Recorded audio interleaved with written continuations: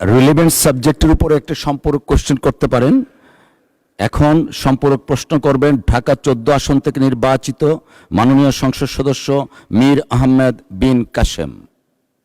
ধন্যবাদ। মাননীয় স্পিকার, আপনাকে ধন্যবাদ।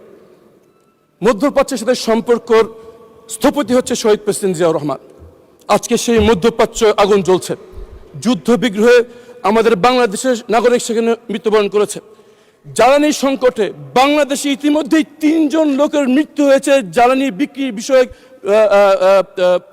বিরোধ নিয়ে। আমার প্রথম প্রশ্ন, জিয়াউর রহমানের সন্তান মাননীয় প্রধানমন্ত্রী এই সংকট নিরসনে কি ভূমিকা পালন করছেন? পররাষ্ট্রমন্ত্রী সারা বিশ্বে ঘুরে বেড়াচ্ছেন জাতিসংঘের প্রেসিডেন্সি পদে, সেখানে আমাদের এই জ্বালানি সংকটের ব্যাপারে উনি কি ভূমিকা পালন করছেন আমরা সেটা জানি না। এই বিষয়ে মাননীয় সদস্য, মাননীয় প্রতিমন্ত্রী, আরেকটি প্রশ্ন করতে হবে। একটা question, you are allowed to ask one question only. Right honourable member, you are allowed to ask one question only. Thank you. মাননীয় প্রতিমন্ত্রী।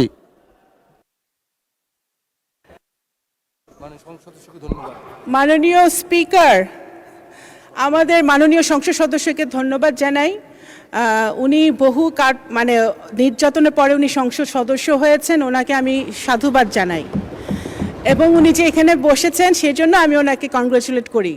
কিন্তু উনি তো ব্যারিস্টার মানুষ, লয়ার মানুষ, ওনার সম্পূরক প্রশ্নের অর্থ বোঝা উচিত, কারণ সম্পূরক প্রশ্ন এটা ছিল না।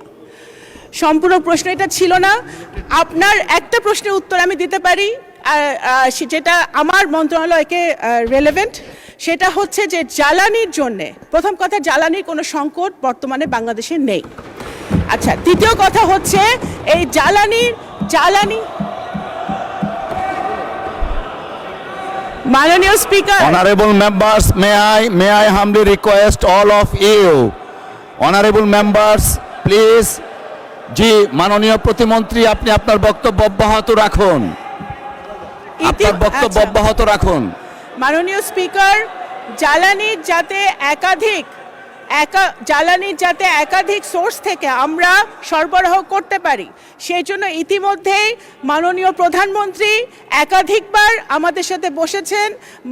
জ্বালানি মন্ত্রণালয়, পররাষ্ট্র মন্ত্রণালয়, বিভিন্ন সংশ্লিষ্ট মন্ত্রণালয়ের সাথে উনি বসেছেন। আমরা মধ্যপ্রাচ্য ছাড়াও যে সকল সোর্স থেকে আমরা জ্বালানি আনতে পারি সে ব্যাপারে আমরা নিরলস কাজ করে যাচ্ছি এবং ইনশাল্লাহ আমরা সেটাতে সফল হব। দ্বিতীয়ত হচ্ছে আমরা প্রথম থেকে বলে আসছি, যখন এই যুদ্ধটা লেগেছে, বাংলাদেশ সরকারের একমাত্র গুরুত্বপূর্ণ কাজ হচ্ছে, ফার্স্ট প্রায়োরিটি হচ্ছে বাংলাদেশিদের যে মধ্যপ্রাচ্যে বসবাস করছে তাদের নিরাপত্তা নিশ্চিত করা। সেটা আমাদের মিশনগুলা পুঙ্খানুপুঙ্খভাবে 24/7 কাজ করে তারা করে যাচ্ছে।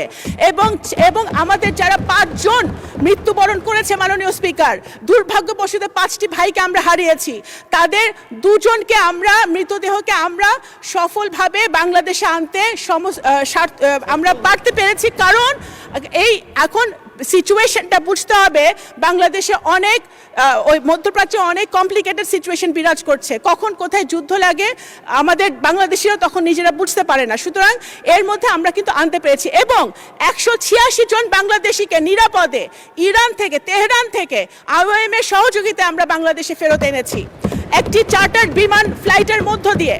সুতরাং বাংলাদেশ সরকার, বাংলাদেশিরা, নাগরিকরা পৃথিবীর যেখানে আছে নিরাপদে আছে কিনা সেটাই আমাদের একমাত্র প্রায়োরিটি এখন বর্তমানে।